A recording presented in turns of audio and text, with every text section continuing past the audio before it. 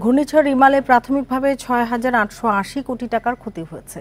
দুপুরে সচিবালয়ে ঘূর্ণিঝড় পরবর্তী আন্তঃমন্ত্রণালয়ের সভা শেষে জানিয়েছেন দুর্যোগ ব্যবস্থাপনা ও ত্রাণ প্রতিমন্ত্রী মহিবুর রহমান।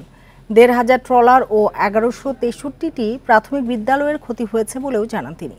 এ বিষয়ে বিস্তারিত তথ্য আগামী রোববার প্রধানমন্ত্রীর কাছে তুলে ধরা হবে।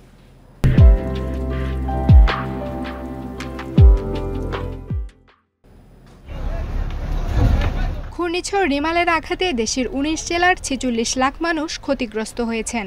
প্রায় ৪০০ কিলোমিটার জুড়ে তাণ্ডব চালানো ঘূর্ণিঝড়ের প্রভাবে উপকূলীয় এলাকার অবকাঠামোর ব্যাপক ক্ষতি হয়েছে। দুর্যোগ ও ত্রাণ মন্ত্রণালয়ের হিসেবে ১ লাখের ওপর পুকুর ডুবেছে লবণাক্ত পানিতে।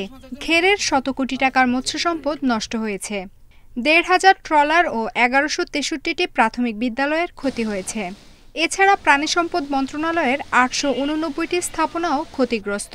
রোববার সংবাদ সম্মেলনে জানান প্রতিমন্ত্রী। ক্ষয়ক্ষতির পরিমাণ ৬,৮৮০ কোটি টাকা। এটা একটা হিসাব আমরা আমাদের মন্ত্রণালয়ে করেছি। ক্ষতিগ্রস্ত মানুষের কাছে আমরা ত্রাণ সাহায্য বিভিন্ন ধরনের পৌঁছে দিচ্ছি। ক্ষতিগ্রস্ত ১৯ জেলায় দুর্গতদের ৫,৭৫,০০,০০০ নগদ টাকা এবং ৫৫০ মেট্রিক টন চালের পাশাপাশি শুকনো খাবার দেয়া হয়েছে।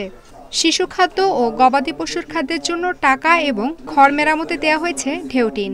ক্ষতিগ্রস্তদের অনুকূলে ৫,৭৫,০০,০০০ টাকা, ৫,৫০০ মেট্রিক টন চাল, ৯,০০০ প্যাকেট শুকনো খাবার, ২০০ ব্যান্ডিল ঢেউটিন, গো খাদ্যের জন্য ২,৪৫,০০,০০০ টাকা, শিশু খাদ্যের ক্রয়ের জন্য ২,৪৫,০০,০০০ টাকা বিতরণ করা হয়েছে। সিলেট, সুনামগঞ্জ ও দিনাজপুরে বন্যা পরিস্থিতি মোকাবিলায় পর্যাপ্ত ব্যবস্থা নেওয়ার কথাও জানান দুর্যোগ প্রতিমন্ত্রী। আফসানা আফরোজ জুই, ইন্ডিপেন্ডেন্ট নিউজ, ঢাকা।